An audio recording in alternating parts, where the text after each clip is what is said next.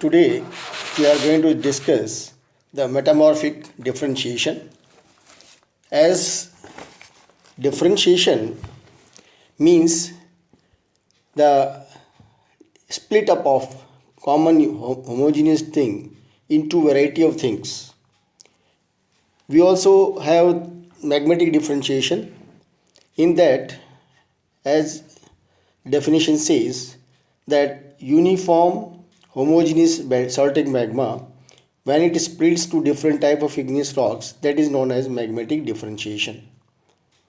Similarly, here once we say the metamorphic differentiation, the term metamorphic differentiation was used originally to describe the various metamorphic processes by which diverse mineral assemblages are produced from an originally homogeneous parent rock. A uniform fine-grained rock might become heterogeneous by formation of porphyroblasts, which are often both compositionally and mineralogically different from the ground mass. Means the your fine-grained rock, parent rock, to which we also call as a protolith, happens to be a fine-grained, and with this metamorphism, if it splits into heterogeneous components by formation of porphyroblasts, which are often compositionally and mineralogically different, right?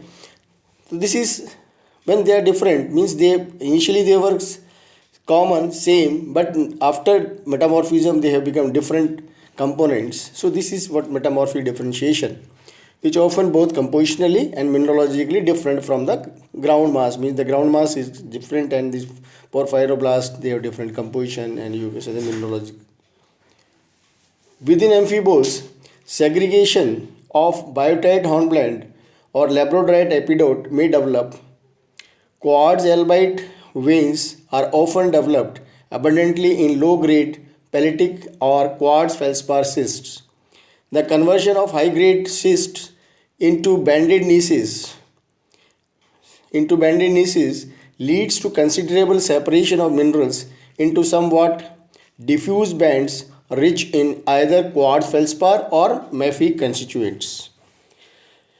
The differentiation of metamorphic rock into mineralogically and chemically different portions is contrary to the generally accepted concept of the metamorphism, usually tends to obliterate the compositional differences of pre-metamorphic textures. Actually, once we say the metamorphism, it means that the texture and the mineral composition they are changed. A variety of explanations for metamorphic differentiation can be suggested. These are based on the mineral composition or on gradients of composition, temperature, pressure within the rock system. Now, formation of new phases during prograde metamorphism might result in marking rock more heterogeneous. This may occur due to changes in mineral composition, or you can say mineral capabilities and solid solution limits. An example of this might be formation of biotite. Suppose the composition of the original rock, the composition of original rock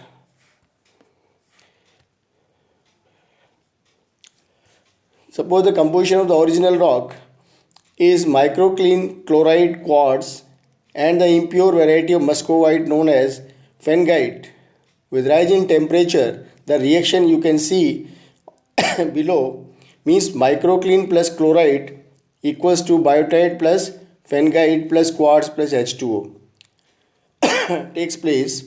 At higher temperatures, you can see the equation phengite chloride results into idealized muscovite plus biotite plus quartz plus H2O.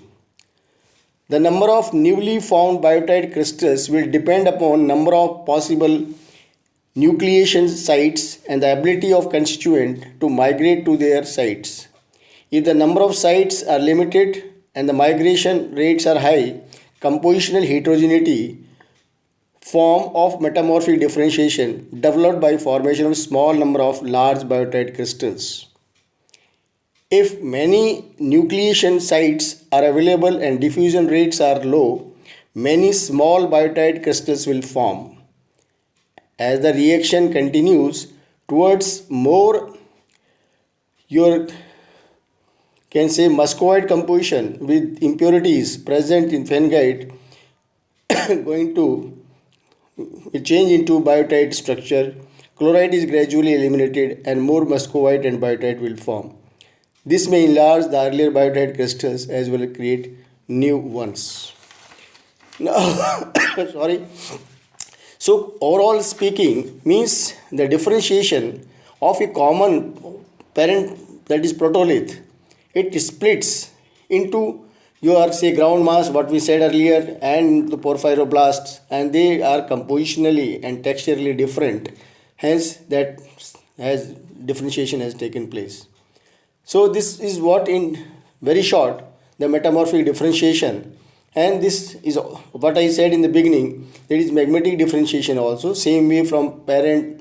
Now you all know that it is nowadays accepted as one magma theory, that originally a magma of basaltic composition is found, and from this basaltic composition of magma different type of igneous rocks are found by your five different mechanisms, that is your first liquid immiscibility, fractional crystallization, gravity sheltering, filter pressing and gaseous transfer, which we had discussed in the magmatic differentiation.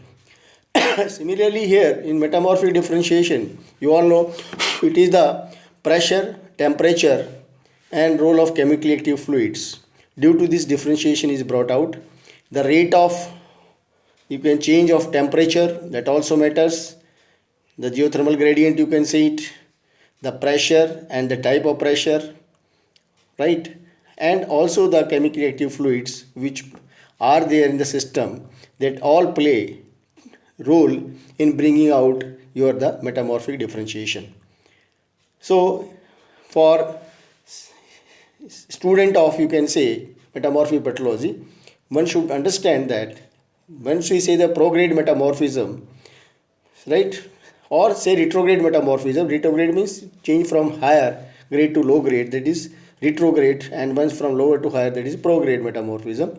So during this process also there is different mineral, or you can say individual homogeneous rock, it breaks up into different components and they have different mineralogical and compositional or textural differences, and that's what is the metamorphic differentiation is. So this is all for metamorphic differentiation. Thank you very much. See you next time. Thank you.